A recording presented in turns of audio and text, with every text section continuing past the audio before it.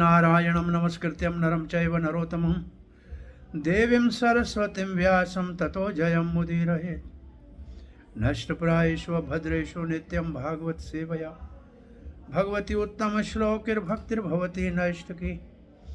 कृष्णाय वासुदेवाय देवकी नंदनाय च नंदगोपकुमाराय गोविंदाय नमो नमः। जय श्री कृष्ण चैतन्य प्रभु नित्यानंद श्री अद्वैत गदाधर शिवासदि गौर भक्तवृंद। हरे कृष्णा कृष्ण कृष्ण हरे हरे, हरे राम राम राम हरे हरे। प्रिय रोहिणी के भक्ति वैभव के भाग्यशाली भक्तों, हम श्रीमद् भागवत के तीसरे स्कंद के 19वें अध्याय में इस तीसरे स्कंद का पहला विभाग पूरा होता है। अब दूसरे विभाग में ज्ञान प्रदान अवतार भगवान कपिल देव का आविर्भाव और उनकी शिक्षाओं के साथ तीसरा स्कंद पूरा होगा। तो अभी तो बहुत मधुर इसके उपरांत जो है आपके लिए प्रसाद परोसा जाएगा तीसरे स्कंद में। आज हम 19वें अध्याय का शुरुआत कर रहे हैं और इसमें पहले से 26 श्लोक तक, पहले 26 श्लोकों में हिरण्याकश्यप के साथ वाराह देव के युद्ध का वर्णन है।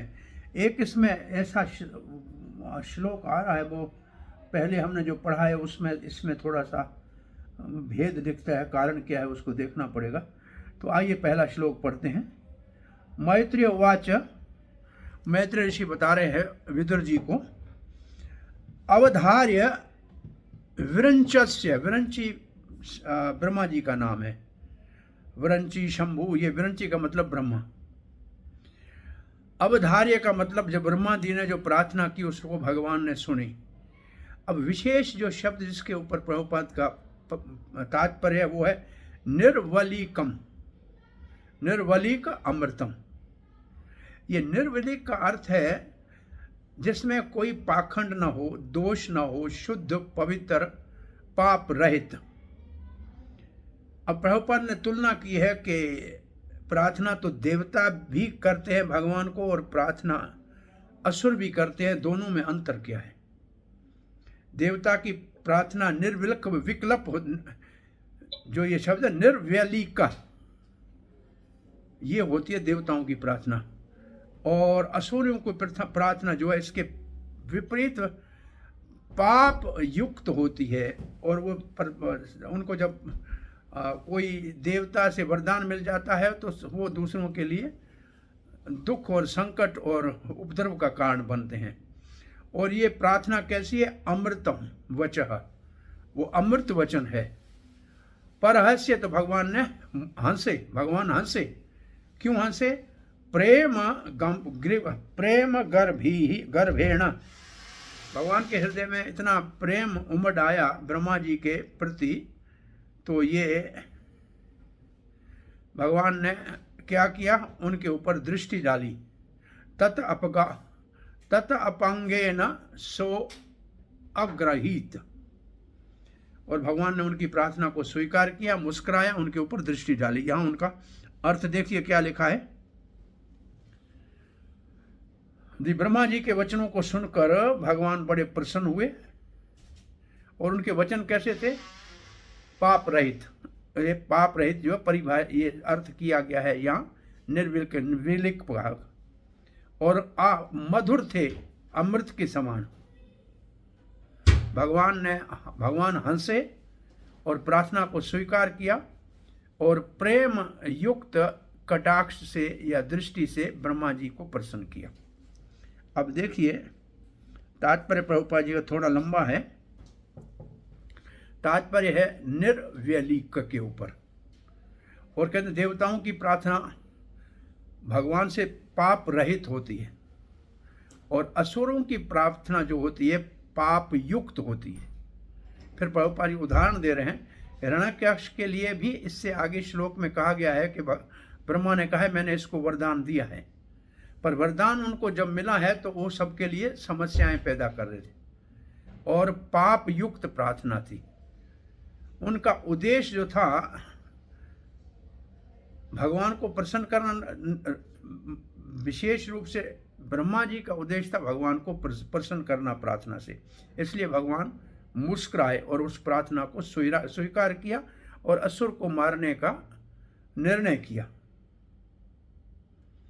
अब असुर जो है वो कभी भी भगवान की, कहा जाए कि भगवान की प्रशंसा नहीं करते, भगवान के गुणगान नहीं करते, क्योंकि उनको भगवान के विषय में जानकारी ही नहीं है। अब यहाँ से प्रभुपाद जी प्रचार की दृष्टि से उदाहरण दे रहे हैं।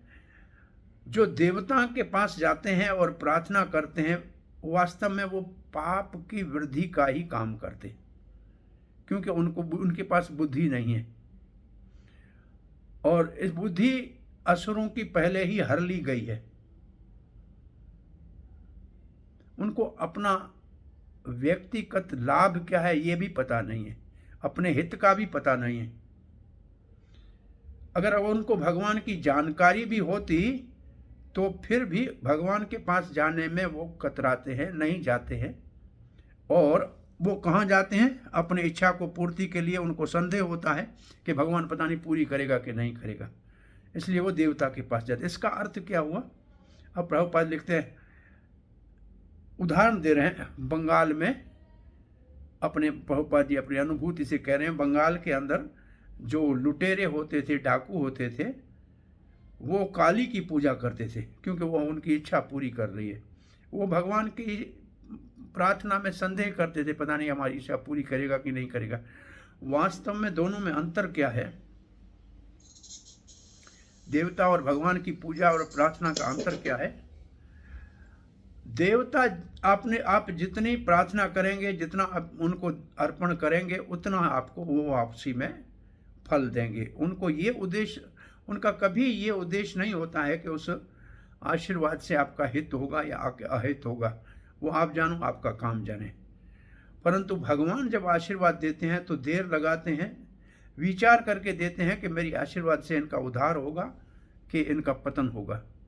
इसको हम सामान्य लोगों को जब उदाहरण देते हैं तो वो उदाहरण ये होता है, बच्चा अब दिसंबर का महीना आ रहा है, सर्दी है, नाक बह रहा है, और 50 रुपया ले जाके पार्लर से मांगे कि मुझे आइसक्रीम, तो दे देता है। वो ये नहीं चिंता करता है कि अब ठंडी आइसक्रीम खाएगा तो इसको बुखार हो जाएगा, नमोनिया हो जाएगी। वो इसको चिंता नहीं है, उसको 50 रुपये की आशीर्वाद देने। देवता के पास आप जाएगा तो ऐसे आपको कुछ भी दे देगा। अब उसमें आपका हित हो ना हित हो, ये आपकी मजबूरी है, और आप जानो, आपका काम जाने। परंतु भगवान पिता के समान है। बच्चा कितना भी जिद करे कि आइसक्रीम खिलाओ, जब नाक बह रहा है और दिसंबर पर पता मना कर देंगे, सख्ती से कहेंगे काढ़ा पियो, आपको इस वक्त कभी दवाई पीनी पड़ेगी। और जब जून जुलाई आएगा, जब ठंडी गर्मी का मौसम आएगा, तो पिताजी उसको पूरा डब्बा भर के कहेंगे बेटा अभी आइसक्रीम खाओ, तुम्हारा खाने का दिन है। तो भगवान अपने भक्त का हित अहित देख के आशीर्वाद देते हैं। सामान्य और देवता जितनी पूजा करोगे उसके बदले में, जैसे दुकानदार के पास जितने पैसे दोगे उतनी चीज़ देगा। तो ये दोनों के जो है पूजन में अंतर है, ये प्रभुपाद जी लिखते हैं। और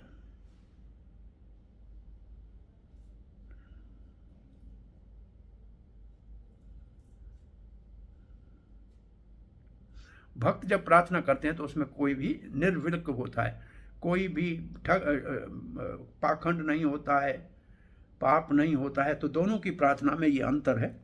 चक्रवर्ती पाद ने थोड़ा सा इसी बात को लिखा है, लेकिन कहा है कि ये अमृत क्यों है।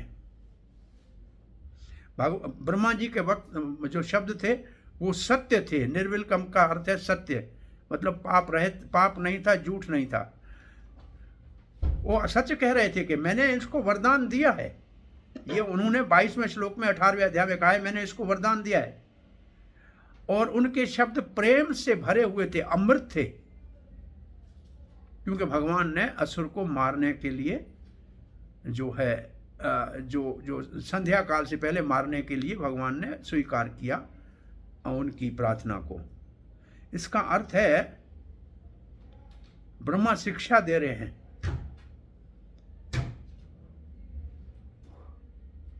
एक यहाँ क्या लिखा है, अब देखिए, भगवान क्यों मुस्कुराए? प्रेम के कारण मुस्कुराए।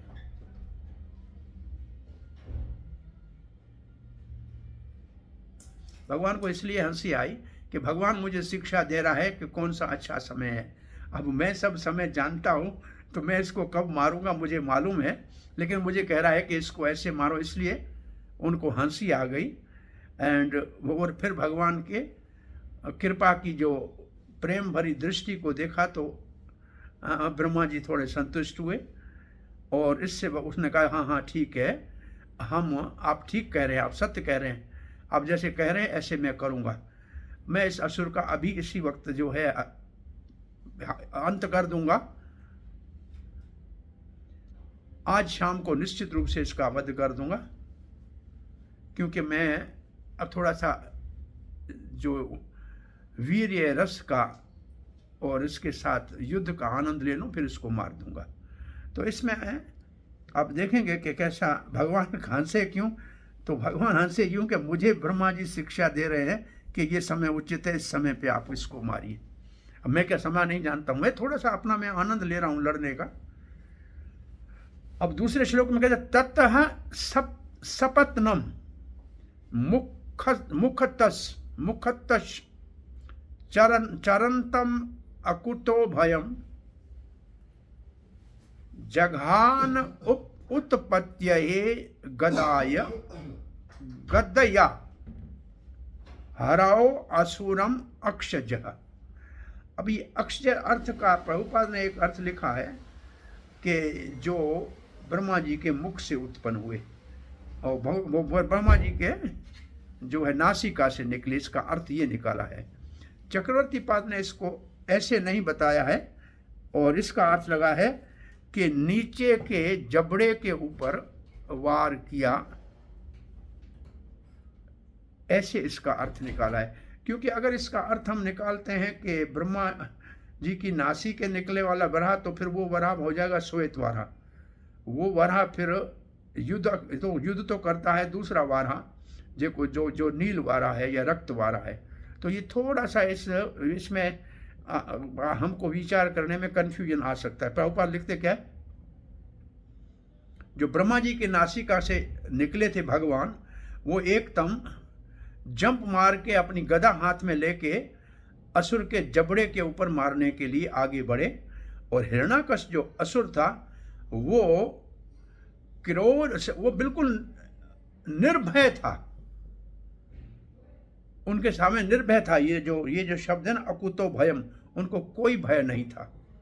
तो ये चक्रवर्ती पाद का जो है, इसमें वो नासिका की बात नहीं कर रहे हैं। देखिए भगवान ने जंप लगाया और अपनी गदा से असुर हिरण्याकश के नीचे वाले जबड़े के ऊपर गदा का प्रहार किया, और जो असुर था वो उनके आगे निर्भय रूप से खड़े थे।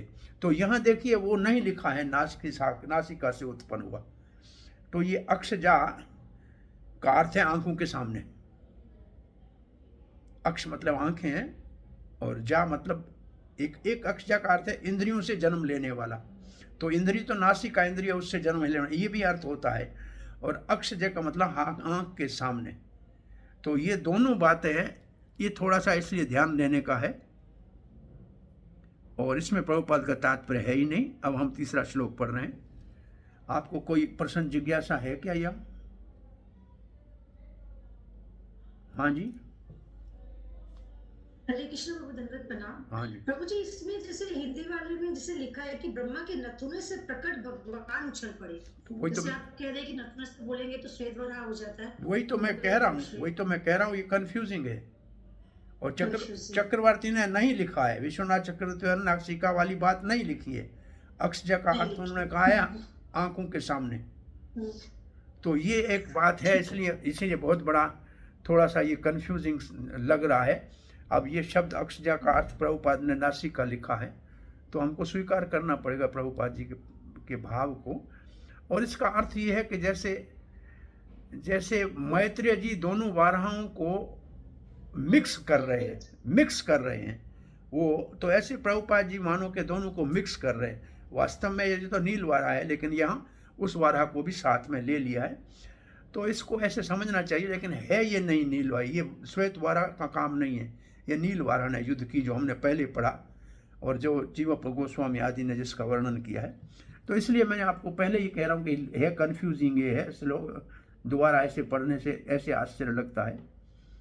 अब तीसरे श्लोक में सा हता तेन गदया विहता भगवत करात, अब भगवान के हाथ से अपनी गदा गिर गई।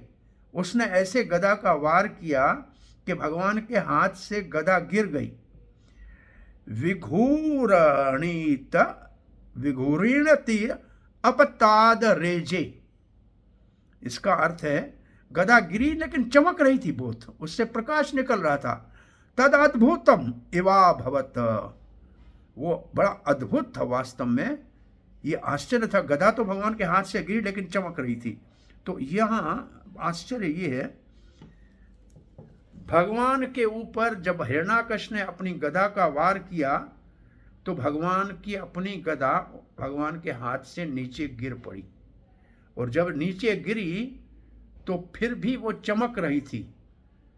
ये आश्चर्य था, क्योंकि गदा क्यों चमक रही थी। तो इसके ऊपर प्रभुपाद का तात्पर्य नहीं है, चक्रवर्ती पाद लिखते हैं, कोई अनुवाद कोई लिखते हैं वास्तव में, धरती के ऊपर गदा चमक रही थी,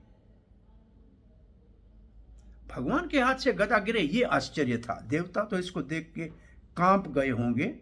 अब हम चौथा श्लोक पढ़ रहे हैं। सतदा लब्ध तीर्थो अपि, लब्ध तीर्थों का मतलब मौका अच्छा था इस वक्त हिरण्याकश को, भगवान के हाथ में बस कोई अस्त्र नहीं था, मार सकता था।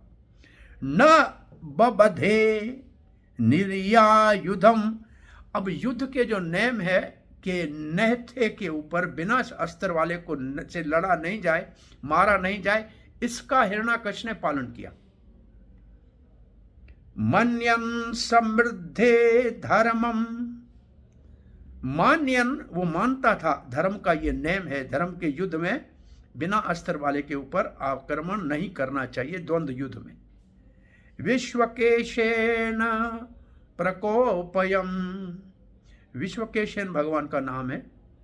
विश्वकेशन भगवान जो है उनको बहुत क्रोध आया, क्रोध आया कि इस राक्षस के हाथ से, मेरी असुर के हाथ से गदा कैसे गिरी। यहां लिखा है बहुत बड़ा मौका था, एक अवसर था हिरण्याकश के पास कि भगवान जो नेह थे उसके ऊपर वार करे, क्योंकि उस वक्त भगवान के पास कोई भी अस्त्र शस्त्र नहीं था। परंतु उन्होंने युद्ध का, द्वंद्व युद्ध का पालन करते हुए भगवान के अंदर क्रोध को तो उत्पन्न किया, परंतु अस्त्र नहीं चलाए, और इससे भगवान क्रोधित हो गए। असुर ने भगवान को क्रोधित किया क्योंकि उसने युद्ध के नियम का पालन किया। ये भगवान को आश्चर्य लगा, ये कैसे कर सकता है युद्ध का पालन। तो ऐसे लिखा है,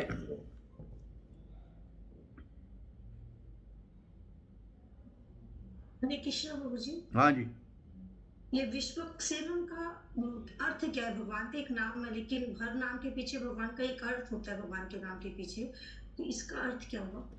आप जरा ढूंढ लीजिए। विश्वकेश, ये शब्द यहाँ पहले यहाँ देखते हैं क्या है।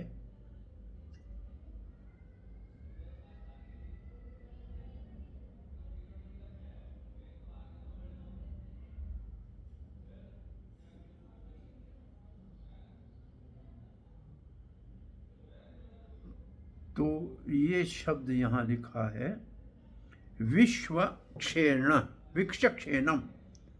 तो विक्ष क्षेमम का अर्थ क्या है? भगवान का नाम है। अब ऐसे एज इट तो मेरे को ध्यान में नहीं है, लेकिन देखते हैं क्या इसका अर्थ होता है।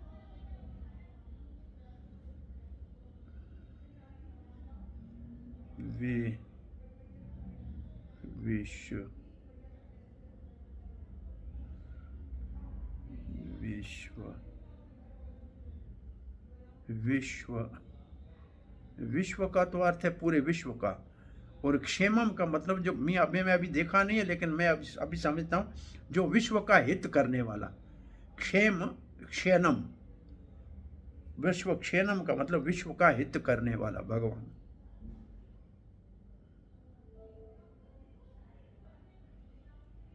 क्षेनम, तो विश्व क्षेनम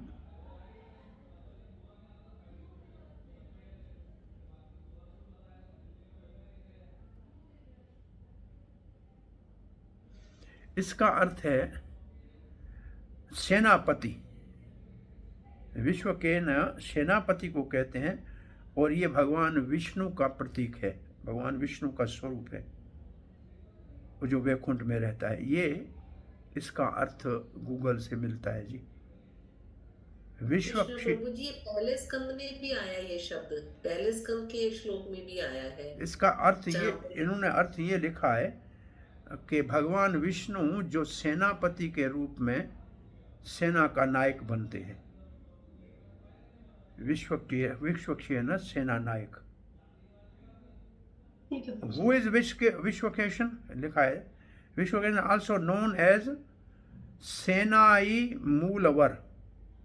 सेनाई मूलवर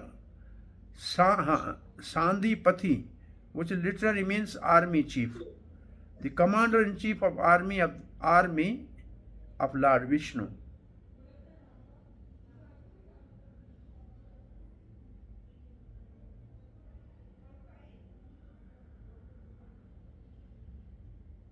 एक क्वेश्चन और था प्रभु जी। हाँ जी, क्या है? वो क्वेश्चन ये है कि जैसे असुर ने तो युद्ध धर्म का आदर किया, उन्होंने जैसे कि नियति पे वार नहीं करना चाहिए, तो भगवान का वो ऐसा क्यों कि जिससे कि भगवान का क्रोध बढ़ जाए? क्रोध क्यों बढ़ाना चाहता था? मतलब भगवान तो खुश होते कि चलो युद्ध का नियम का पालन किया है, तो भगवान का रोष कैसे बढ़ता है इसमें? भगवान का क्रोध कैसे बढ़ता है, अपन एक श्लोक आगे पढ़ के देखते हैं। नहीं तो इसका सीधा अर्थ ये है कि असुर दुष्ट धर्म का पालन कर रहा है और काम सब अधर्म का कर रहा है, इसलिए भगवान को क्रोध आ रहा है। ऐसे इसका आगे इसके देखते हैं क्या भाव है आगे। सो चक्रवर्ती पाद ने लिखा है, कोई बात नहीं, मेरे हाथ से अस्त्र गिर गया, मैं इसने धर्म का पालन किया है, पर इसको मैं अब जैसे ही गदा उठाऊंगा उसके साथ इसके मैं जीवन का भी अंत कर दूंगा। और 5वां श्लोक कहता है, गदायाम अपविद्धायाम हा करे विनिर्गते गते मान्याम आस तदधर्मम शुनाभम चा समृद्ध विभो। भगवान का जैसे गदा गिर गया तो हाहाकार देवताओं में मच गया। ऋषि और देवता जो इस युद्ध को देख रहे थे वो बहुत ही रोने लगे, हाय हाय क्या हो गया। भगवान देखो, ये दूसरे श्लोक में क्या लिखा है, भगवान असुर के प्रेम और धर्म का जो है यहाँ वर्ड है, उसको स्वीकार किया, और उस वक्त उन्होंने अपने सुदर्शन चक्र का आवाहन किया।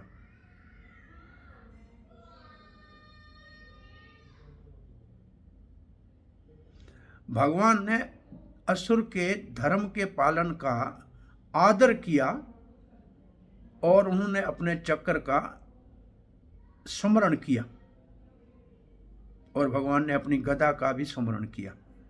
तो यहां चक्रवर्ती पाद लिखते हैं,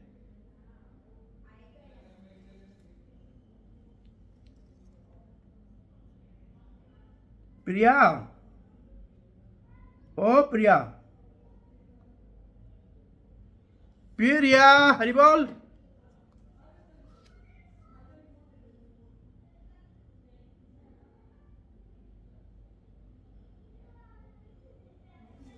आपका मत, आपकी आवाज है 25।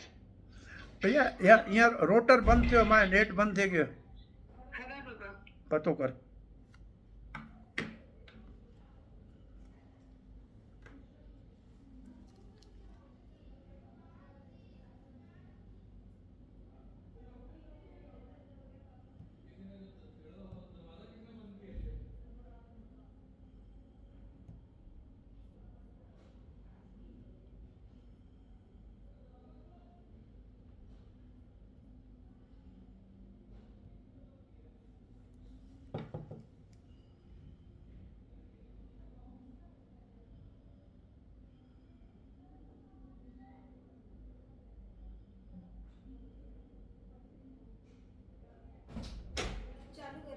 चलाना बंद करो करो।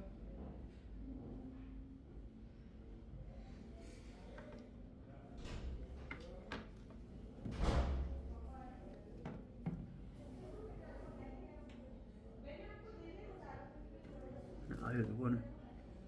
इन्हें आजा करो।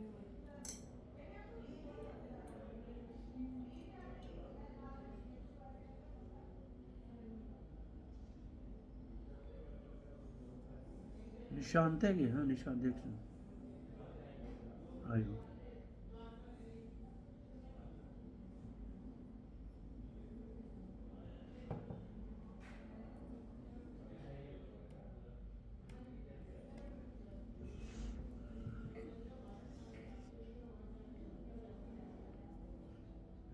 हरे कृष्णा। हरे कृष्ण प्रभु जी। भाई जहाँ हम रुक रहे हैं वहाँ नेट बच्चों ने जो है बंद कर दिया था, अब उस नेट को वापस चालू कराया है। तो ये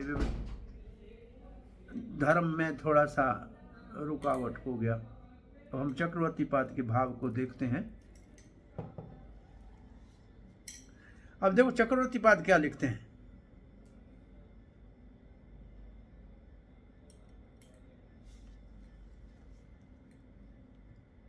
एक उदाहरण देते हैं कि पहले भी भगवान के हाथ से ऐसे गदा गिरी थी जब साल्व के साथ युद्ध कर रहे थे, और उस समय उनका उद्देश्य दूसरा था। अब हिरण्याकश जो है वो तो वास्तव में भगवान का पार्षद है, तो भगवान के समान है, उनका बल भी समान है, और ये संभव है कि उनके हाथ से गदा गिर जाए। बराबर की अगर बल नहीं है तो कैसे गदा गिर सकती है? तो फिर भगवान को आनंद भी कैसे आएगा?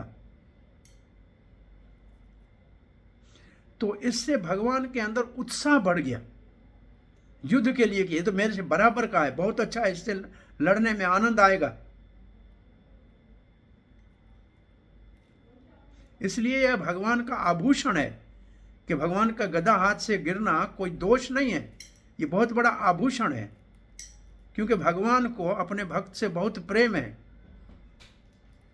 और कभी कभी भगवान अपने भक्तों के हाथ में वो जो है हराने में भी कभी लज्जा नहीं मानते हैं। जैसे भीष्म पिता आदि की इच्छा के लिए कभी हरा भी देते हैं, हार भी जाते हैं।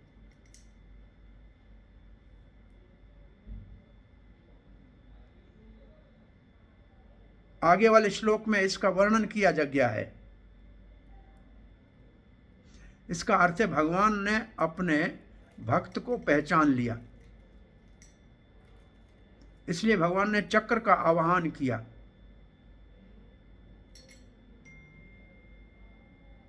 अपनी गदा का ध्यान किया। ये च शब्द से घोषित होता रहे। तो अब आगे के श्लोक में आप देखेंगे कि भगवान उसको पहचान गए हैं। 2 से 6 श्लोक तक हमने जो पढ़ा, 6ठे श्लोक तक हिरण्याकश ने भगवान की गदा को उनके हाथ से गिरा दिया। तम व्यगर चक्रम दिति पुत्राधमेन स्वपार्षद मुख्येन विसजमन्मानम चित्रावाचो तदविदं खे चरणं तत्र समासम स्वस्ति ते अमोम जिहिति। अब देखो इसमें खास बात क्या लिखी है।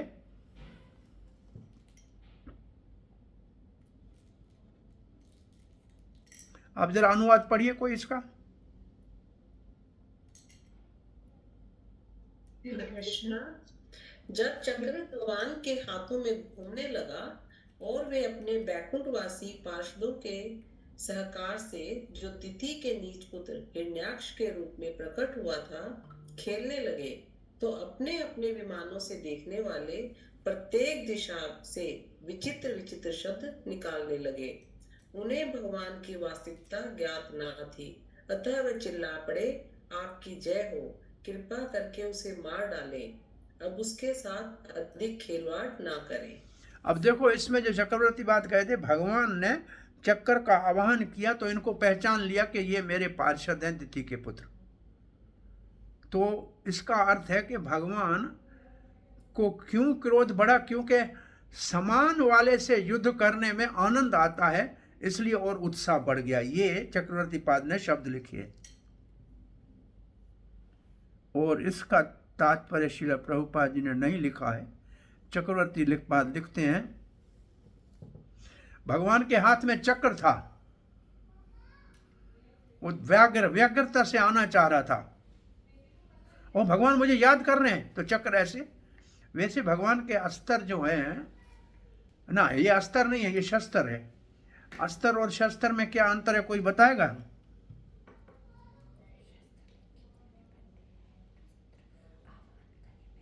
श्री कृष्णा, अस्त्र जो है वो दूर से फेंका जाता है और शस्त्र जो है वो हाथ में लेके लड़ा जाता है। थोड़ा और विचार कीजिए।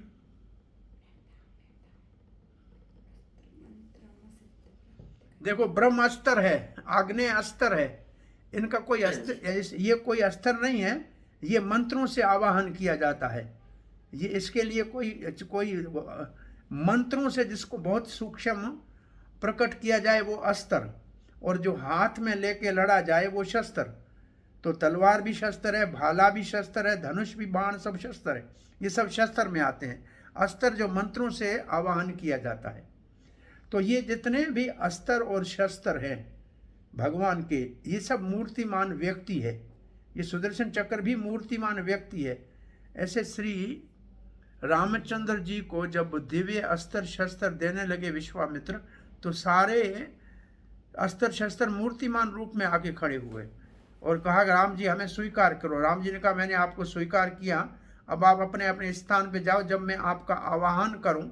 आवाहन शब्द का अर्थ है बुलाने के ऊपर हर हाल में आएगा, ऐसा नहीं है कि कभी नहीं आए। आह्वान का मतलब he must come, he will come, he will, it never fails, कभी ये निष्फल नहीं हो सकता। तो उसको आह्वान करते हैं तो उसी समय व्याग्रता से आ जाता है। ये इसका भाव है। और अब चक्रवर्ती पाद लिखते हैं, तो ये तो शब्दों का वर्णन है, इसमें कोई ज्यादा महत्व नहीं है। आगे चलते हैं। अब जो हरे कृष्ण जी, हाँ जी, दोबारा बताइए ना, अस्त्र शस्त्र दोनों एक ही चीज? नहीं, जो अस्त्र है वो मंत्र से आवाहन किया जाता है और शस्त्र जो है वो हाथ में होता है। जैसे चक्र है, जैसे गदा है, जैसे धनुष है, जैसे वो स्पीयर कहते हैं, क्या उसको, नेजा है, ये सब शस्त्र हैं। ब्रह्म अस्त्र है, आग्नेय अस्त्र है, वायुवान अस्त्र है, पशुपात अस्त्र है। ये मंत्रों से आते हैं। अब हम 7वें श्लोक 7 से 12 तक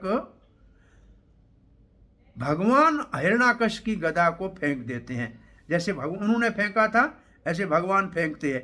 ये 6 श्लोकों में अब ये वर्णन है। तो सतम निशमयातरथांग अगरतो विवस्थितं पद्मा पलासलोचनम विलोक्य चामरशः परिफुतेन्द्रियो रुषा स्वदन्तः छदम आदश्चवसन्।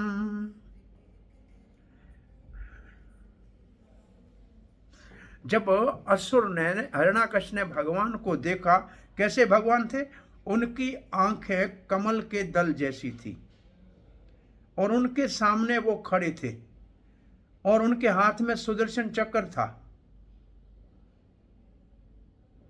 तो उन वक्त उनकी इंद्रियों के अंदर क्या हुआ? क्या शब्द लिखा है हिंदी में?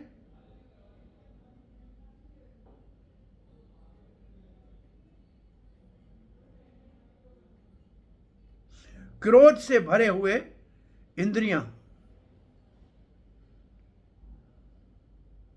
और वो जो है सर्प की तरह सांप लेने लगा और अपने निचले होंठ को दबाने दांतों से काटने लगा। क्या लिखा है, जरा पढ़िए हिंदी में इसको। जब असुर ने कमल की पंखुड़ियों जैसे नेत्र वाले श्री भगवान को सुदर्शन चक्र से युक्त अपने समक्ष खड़ा देखा तो क्रोध के मारे उसके अंग तिलमिला उठे। वह सांप की भांति फुफकारने लगा और अत्यंत क्रोध में अपने ही होठ चबाने लगा। तो ये जो बात है, ये भगवान, जैसे भगवान पहले गदा गिरने से क्रोधित हुए, ऐसे हिरण्याकश्यप भगवान को आगे चक्कर हाथ में लिए हुए कमल नयन को देखे तो क्रोधित हो गए। उनके इंद्रियां सारी फड़फड़ाने लगी और वो सर्प की तरह जो है फुफकारने लगा और अपने निचले होंठ को दांतों से काटने लगा। और इसका कोई तात्पर्य नहीं है। कराल दंष्ट्रश्च, कराल दंष्ट्र का मतलब है बड़े भयानक दांत। चक्षुरभ्याम का मतलब दोनों आंखें। संचक्षाणो दहन्नम एवा, जलने लगी, जलन होने लगी। दाह्यमानम, दाह करते हैं माना आग से जलना। अधिपुल्त्यस्व गदया, और अपनी गदा को उन्होंने लिया। हतो अस्ति आहांद हरिम, वो हरि ने, भगवान ने गदा को मारा। किसको? हिरण्याकश्यप को।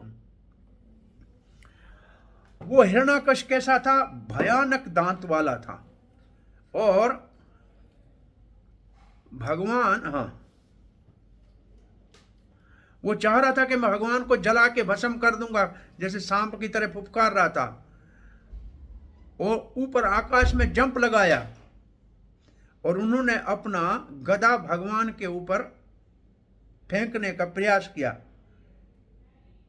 अब आप मारे गए, अब आप मारे गए, अब आप जिंदा नहीं बचेंगे। और ये इसका भाव है। और असुर ने भगवान की ओर देख के क्रोध में कहा कि अब आप मारे गए। यो समचक्षण का मतलब सामने से देखना, यू आर इसका दूसरा अर्थ है मैं आपको जानता हूं। आप मरे हुए एक अर्थ है, दूसरा अर्थ है मैं आपको जानता हूं। और अब 9वें श्लोक में लिखा है, पदास्वेन ताम सद्धो भगवान यज्ञ सूकर। अब देखो, सूकर यज्ञ रूप है, वहां लिखा यज्ञ रूप है, और मूर्तिमान वेद रूप है। तो यह यज्ञ रूप शूकर वारादेव जो है लीला में आनंद लेते हुए, क्रीड़ा खेलते हुए, मिष्टः शत्रोः, और मिष्टः शत्रोः, मिष्ट का मतलब शत्रु के ऊपर देखते हुए आनंद से, प्रावहर्दवातरं समम। तो जो शत्रु को उसको देख रहे थे, प्रहस्त मतलब अब उनको भगवान ने गिरा दिया मानो। वात रसम, जैसे कि क्या लिखा है, फोर्स ऑफ टेम्पटेस। क्या है टेम्पटेस का क्या अर्थ लिखा है, जरा पढ़िए।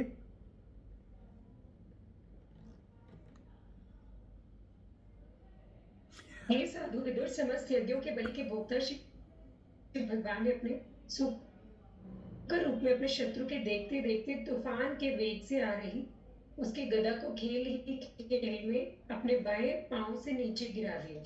अब लिखा है, विदुर जी सुनो, हे विदुर सुनो, हे दयालु विदुर, हे धर्मात्मा विदुर सुनो। जो यज्ञ के रूप में वाराह देव था, बड़ी आसानी से उन असुर की आती हुई गदा को हवा के वेग से अपने उल्टे पांव से गिरा दिया। और वो तो देखता ही रह गया असुर। इसका मतलब भगवान उनकी गदा को निष्फल किया और गदा दूर जाके गिरी उल्टे पांव से।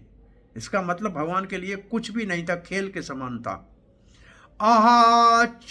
आच्युधम आधस्त्वः घटस्य त्वं जिगीषसे इति उक्तः स तदा भूयस् ताड्यं व्यन्दद् युद्ध भृशाम।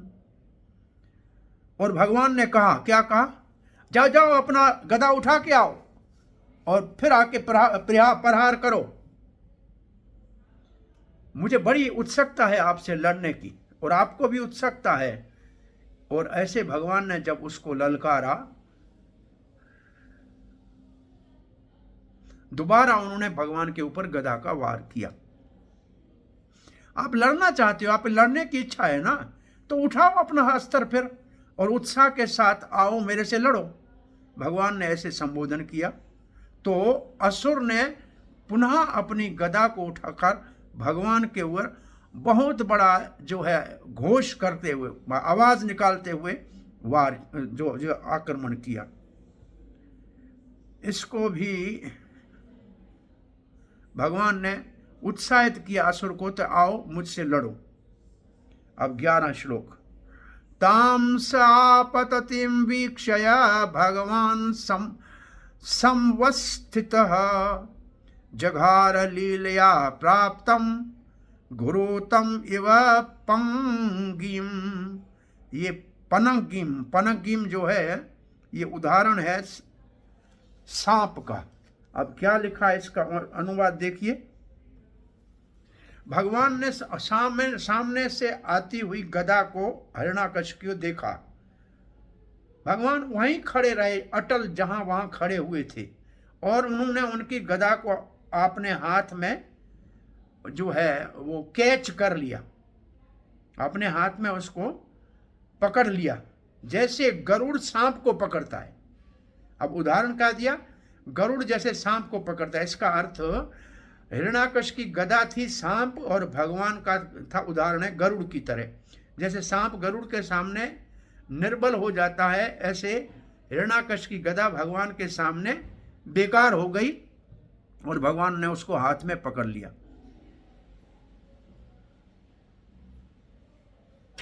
अब इस 12वें तक जो बात है इसकी कथा को अब श्लोक पूरा करता है। सपौरुषे प्रतिहते हतमानो महासुराः नैचद गदां दीयमानं हरिणा विगतः प्रभः।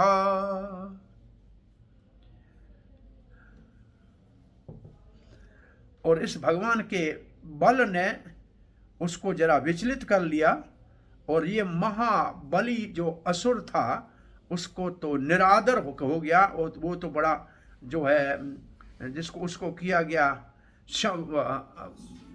शर्मसार किया गया, वो लज्जित हो गया, और उसका मुख जो है वो नीचे हो गया। अब दोबारा गदा उठाने के लिए वो जरा हतोत्साह हो गया। भगवान ने कहा उठाओ, तो वो लज्जित हो गया, अब नहीं उठाऊंगा। वैसे भी असुरों का काम है भगवान की आज्ञा का पालन नहीं करना, तो इसने लज्जा के मारे, अपने अपमान के कारण दोबारा लज्जा को अपने जो है अपनी गदा को उठाने को समझा कि ये तो मेरे लिए बहुत जो है लज्जा का कारण है। तो उसका जो अहंकार था वो उसमें से हवा निकल गई। अब वो गदा उठाने के लिए भी भगवान ने कहने के ऊपर भी नहीं उठा रहा था। इसका मतलब असुर जो है कभी भी भगवान की आज्ञा का पालन नहीं करते। अब जो 13 से 16 है, हिरण्याकश्यप के जितने भी आक्रमण के जो अस्त्र शस्त्र थे उन सबको भगवान ने निष्फल कर दिया। तो अब हम 13वां श्लोक पढ़ रहे हैं। अब क्या किया? उनकी गदा नहीं उठाई लज्जा के मारा, त्रिशूल को उठाया, और वो त्रिशूल बहुत ही भयानक था और आग उगल रहा था, और उसको उसने भगवान की ओर फेंका। और भगवान जो सब यज्ञों का आनंद लेने वाले, यज्ञों का भोक्ता है,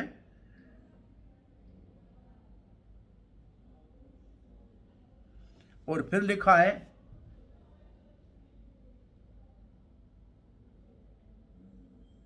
इसका क्या अर्थ है? त्रिशूल को फेंका, उससे अग्नि निकल रही थी। भगवान को वो एकदम जला के खत्म करना चाहता था, जो उनके सामने खड़े थे शूकर के रूप में। अब उदाहरण क्या देते हैं, कोई बहुत बड़ी भारी तपस्या करे किसी ब्राह्मण को मारने के लिए, ऐसे ये त्रिदंड फेंका था, त्रिशूल फेंका था अग्नि उगलता हुआ, इसका मतलब बड़ी ये है तपस्या, और मार रहे हैं ब्राह्मण को, तो ब्राह्मण है भगवान और बड़ी तपस्या वाला अस्त्र ये हो गया।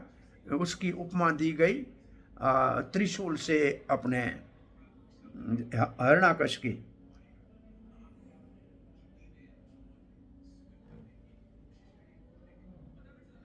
आग के समान वो सब कुछ नाश करने वाला और निगल जाने वाला त्रिशूल था। किसके ऊपर फेंका? यज्ञ रूप विवाह के ऊपर पर। और उदाहरण क्या दिया?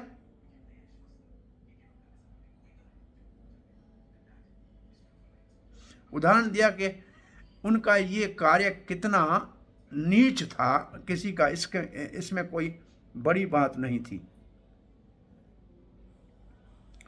अब 14वें श्लोक में लिखा है, तदौत्सा दैत्य महाभटार्पितम चकाश अंतः ख उदीरं दिदीति चक्रेण छिद्दः निशातनेमिना हरि तथा तारक्ष अपतत्रम उपजितम। ये तारक फिर भी गरुड़ का नाम लग रहा है, और उसके पंखों को जैसे गरुड़ का ये गरुड़ के पंखों से उपमा दी गई है। जब ये असुर अपने पूरे बल से भगवान के ऊपर आक्रमण कर रहा था और आकाश में उसका वो त्रिशूल आ रहा था भगवान की तरफ आकाश मार्ग से, भगवान परम पुरुष उसको टुकड़े टुकड़े कर दिया अपने चक्र से, सुदर्शन चक्र से उसको रास्ते में ही आकाश में टुकड़े टुकड़े कर लिया। वो चक्र कैसा था? अरे भाई, उसकी जो किनारे थे वो बहुत बड़े तेज थे। और फिर उदाहरण देते हैं, जैसे वज्र से इंद्र ने गरुड़ का पंख काटा। अब यहां गरुड़ के पंख की तुलना दी गई है त्रिशूल से, हिरण्याकश के, और भगवान के सुदर्शन चक्र की उपमा दी गई है वज्र से अपने इंद्र के। वास्तव में ये बात ऐसा है कथा कि गरुड़ ने इंद्र के वज्र का सम्मान किया और पंख का थोड़ा टुकड़ा काट दिया ताकि इसका सम्मान हो जाए। वैसे गरुड़ का वो कुछ बिगाड़ नहीं सकता था। ऐसे जो है यहाँ प्रभुपाद का तात्पर्य आया है अच्छा खासा। गरुड़ के विषय में और इंद्र के विषय में जो यहाँ कहा गया है, इसका मतलब भगवान प्रभुपाद जी इस उपमा के ऊपर अपना प्रवचन करना चाहते हैं। एक समय की बात है, गरुड़ जो भगवान का वाहन है, उसने अमृत का कलश उठा लिया था। ये भी कथा है, क्यों उठा लिया था? देवताओं से अपनी माता विनिता के उद्धार के लिए कहा था कि आपकी माता का उद्धार होगा जब अमृत आप लाओगे। उनको असल में कद्रू जो सांपों की माता है, उसने उसको उल्हाना दिया था कि तुम अमृत ला के दिखाओ, तो उसने अपने पुत्र को कहा और वो अमृत का कलश लाया। अब देखो, कद्रू से अपनी माता को छुड़ाने के लिए, कद्रू जो है वो सांपों की माता है, वो भी कश्यप की पत्नी है और विनिता भी कश्यप की पत्नी है, इसलिए स्टेप मदर लिखा है। वो सांपों की माता है। इसको सुन करके वो अमृत का कलश लेके गया है। इंद्र ने अपने वज्र को गरुड़ के ऊपर फेंका और उसने समझा कि मेरा वज्र तो कभी निष्फल होता ही नहीं है। परंतु गरुड़ जी जो है उन्होंने सोचा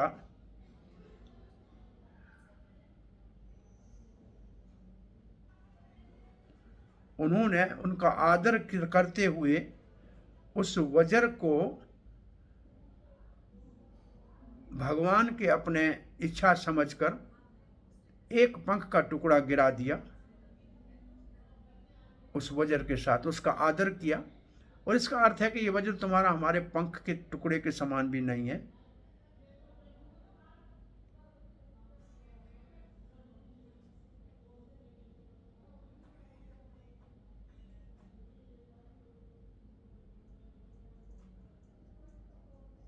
प्रभुपाद वही लिखते हैं कि ऊपर के लोकों में कितना आदर होता है, और यहाँ गरुड़ जो आदर करना चाहते थे वज्र का जो इंद्र ने फेंका था।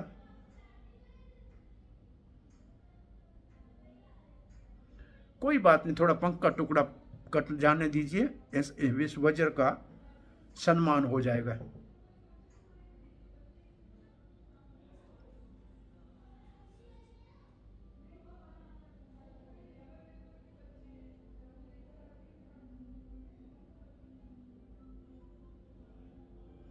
तो ये कथा पूरी हो गई। अब हम आगे बढ़ते हैं। हमारे पास 5-10 मिनट का समय है, 1-2 श्लोक आगे बढ़ जाएं तो अच्छा है। 15, ये 38 श्लोकों का अध्याय है। अब तो क्रोध और बढ़ गया, पहले गदा गिरा दी, अब त्रिशूल मेरे को निष्फल कर दिया। तो बहुत बड़ा उसको क्रोध आया, अति ईर्ष्या बढ़ गई भगवान के प्रति, और इसलिए आगे बढ़ा भगवान की तरफ, बड़ा सा ऐसे जो है चिल्लाता हुआ, और अपने हाथ से मुट्ठी है वो भगवान की छाती के ऊपर प्रहार किया। कौन सी छाती भगवान थी जिसके ऊपर प्रहार किया? श्रीवत्स का चिन्ह जिस छाती के हुआ ऊपर था, और उसके बाद वो अदृश्य हो गया। जो अपनी अब वो अपनी जो है जिसको कहा जाता है, क्या शब्द उसके लिए है, अब वो अदृश्य होने का मतलब है अब वो युद्ध करना चाहता है, जो माया से मायावी युद्ध करने के लिए तैयार हो गया। तो यहाँ अपने मुक्के को भगवान की छाती के ऊपर मारा, जिसके ऊपर श्रीवत्स का चिन्ह है। भाई ये श्रीवत्स का चिन्ह क्या होता है, किसी को मालूम है? कैसे होता है, इसका क्या अर्थ है? अब देखो लिखा पड़ा है परपट का, पहली लाइन देखो, पहली लाइन में क्या है? श्रीवत्स चिन्ह क्या है? सुनहरी बाल भगवान के वाम भाग में वक्षस्थल पे होते हैं, और ये भगवान का विशेषता है। वैकुंठ के वासियों के भी 4 हाथ और कपड़े सब एक जैसे होते हैं, लेकिन श्रीवत्स चिन्ह और कोत्सव मणि नहीं होती है। वही कहते हैं प्रभुपाद जी कह रहे हैं वहां सब वैकुंठ वासी और गोलोक वासी वैसे ही भगवान जैसे लगते हैं, परंतु ये विशेष कुछ चिन्ह है जिससे भगवान को अलग माना जाता है। हरे कृष्ण प्रभु जी, ये श्वेत बालों की भौरी क्या है? मतलब श्वेत बाल समझ नहीं आया इसी बात से। भाई एक के जो बाल थे वो सफेद थे, और दूसरे के बाल थे वो लाल थे और नीले थे।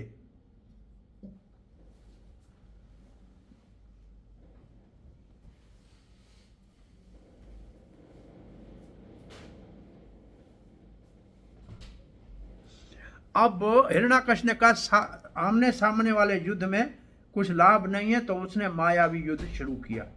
तो इस श्लोक के बाद 16वें श्लोक के बाद मायावी युद्ध शुरू होता है। तेनथम आतः क्षतः, ये क्षता जो है ये संबोधन है विदुर को। क्यों कहते हैं क्षता, ये जरा आप ढूंढ के कल बताइएगा मुझे। भगवान आदि शूकर माकंप मनाक्वापि सृज हत इव द्वीप।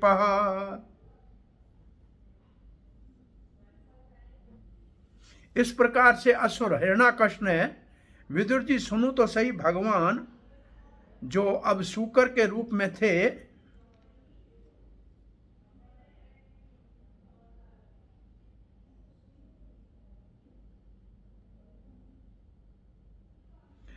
वो जो आक्रमण था उस असुर का, वो ऐसे लग रहा था जैसे हाथी को कोई फूलों से मार रहा हो। हे विदुर, भगवान जो शूकर रूप में थे, जब उसके ऊपर ऐसे आक्रमण करने लगे तो भगवान बिल्कुल हिले नहीं उससे, ऐसे लगा जैसे हाथी के ऊपर किसी ने फूलों की माला डाल दी। तो ये प्रभुपाद जी लिखते हैं, लिखा गया है कि ये असुर जो था पहले भगवान का पार्षद था, वैकुंठ का।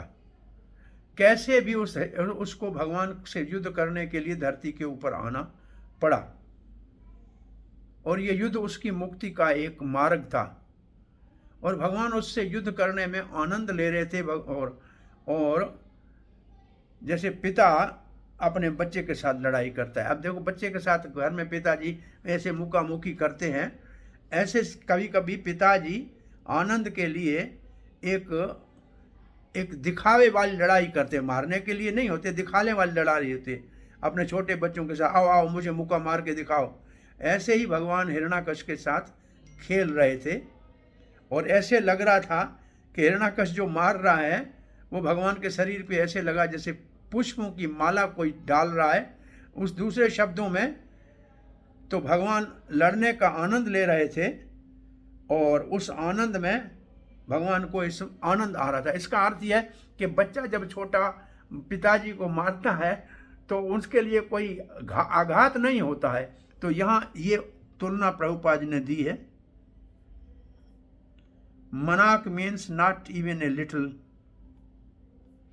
छोटा, मनाक मतलब छोटा, 17, और मेरे ख्याल में वो 18 करते तो 2 दिन में पूरा हो जाए। कल पूरा करेंगे कैसे भी, कल यहाँ कथा भी पूरी होगी, ये भी पूरा होगा भगवान ने चाहा तो।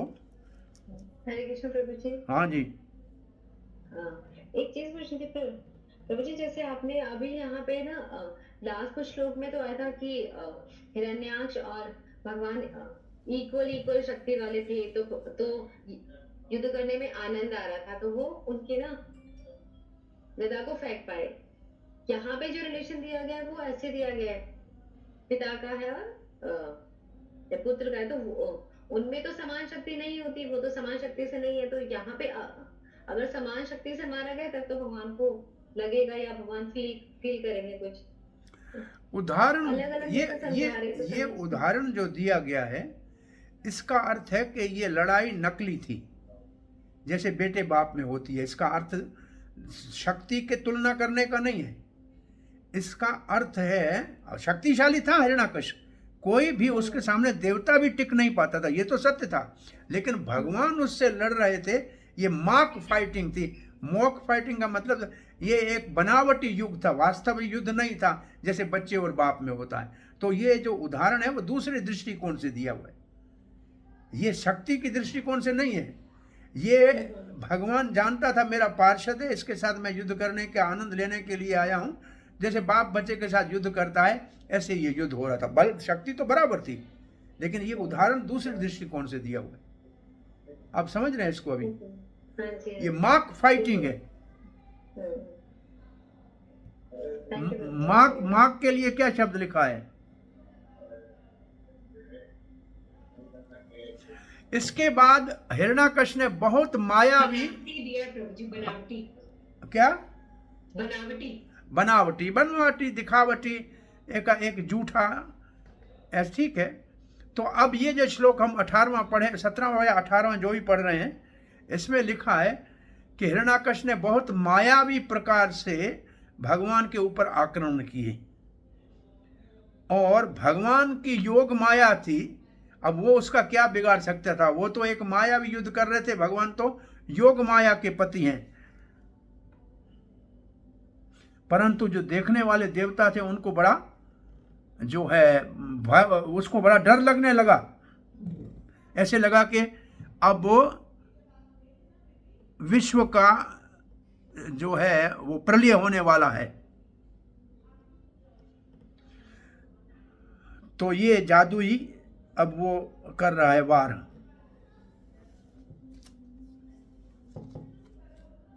प्रभुपाद जी लिखता है, ये लड़ाई हो रही है आनंद के लिए भगवान और भगवान के भक्त में, जो अब असुर के रूप में है। और इसे ऐसे लग रहा है कि प्रलय हो जाएगी। ये भगवान की महानता है। अपने उंगली को केवल हिला दें तो बहुत बड़ा जो है आंख के इशारे से ही सारे लोग कांपते हैं भगवान के। ऐसे भगवान का यहां वर्णन किया हुआ है।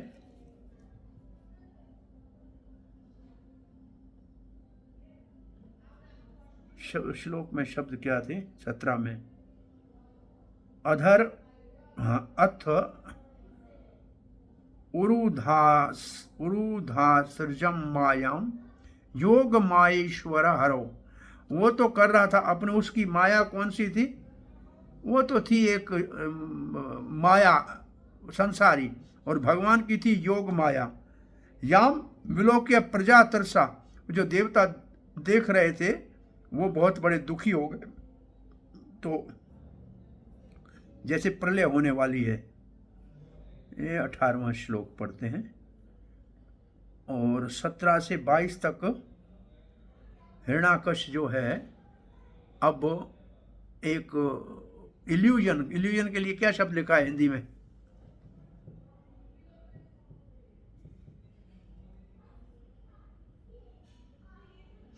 अब चारों ओर से बहुत तूफान की तरह हवा चलने लगी, चारों सारी दिशाओं से अंधकार छा गया चारों ओर से, और आंधी तूफान आने लगी, बर्फ के गड़े गिरने लगे, पत्थर गिरने लगे,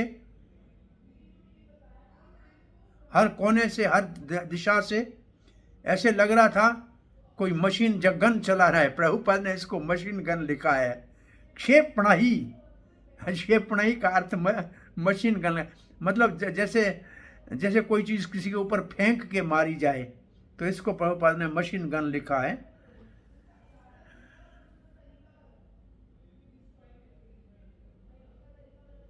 और यहां भी चक्रवर्ती पाद ने ऐसे ही लिखा है कि किसी बंदूक से जैसे गोलियां आ रही हों।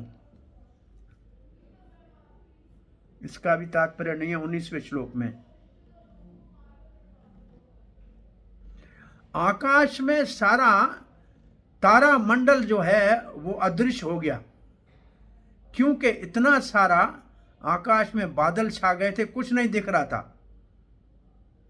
और वो बादलों के अंदर से बिजली चमक रही थी, गर्जन हो रहा था, और आकाश से पीप, बाल, रक्त, विष्टा, मूत्र, हड्डियां बरस रही थी। ये है मायावी युद्ध। अब इसके ऊपर प्रभुपाद जी ने तो कुछ नहीं लिखा है। चक्रवर्ती पाद लिखते हैं,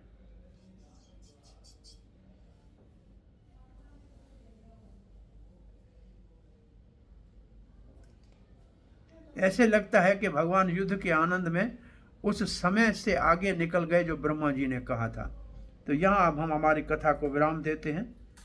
कल 19वें श्लोक से आगे पढ़ेंगे। हरे कृष्णा। धन्यवाद।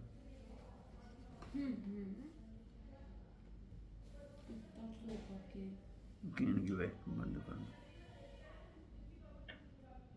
हरे कृष्णा। ये हुआ तो कितने से जो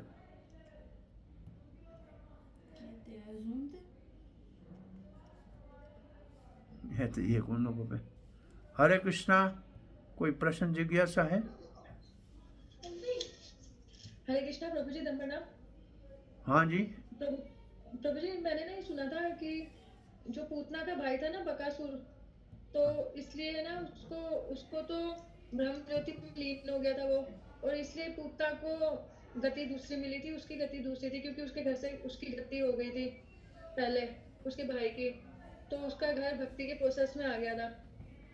मैंने कहीं सुना है। हाँ नहीं, सही है। पूतना के भाई के कारण बकासुर और अघासुर का भगवान ने उद्धार किया। ये सही है। और क्या समाचार? बस ठीक है, कथा को विराम दें। प्रभु जी मैं ये जानना चाहती थी, हरे कृष्णा प्रभु जी मैं ये जानना चाहती थी, अगर हम पूर्णमासी के बारे में कहीं से पढ़ना चाहें तो कहाँ से पढ़ पाएंगे?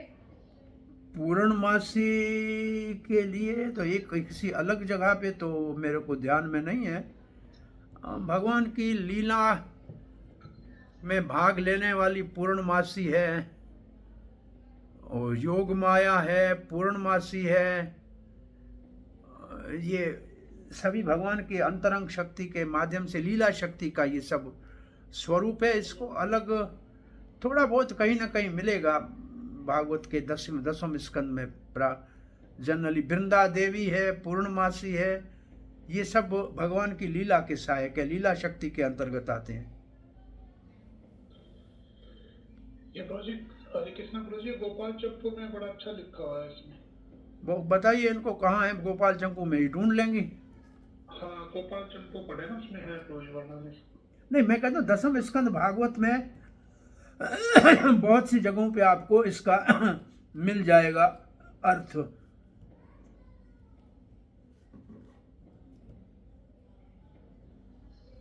थैंक यू प्रभु जी। हरे प्रभु जी कृष्णा। आपकी तबीयत खराब हो जाती है फिर भी आप क्लासेस लेते हैं, आपकी बड़ी कृपा है हमारे ऊपर। आप इतना थक जाते हैं तब भी आप 5-10 श्लोक तो खींच लेते हैं, एक्स्ट्रा कर लेते हैं। Thank you so much Prabhu ji.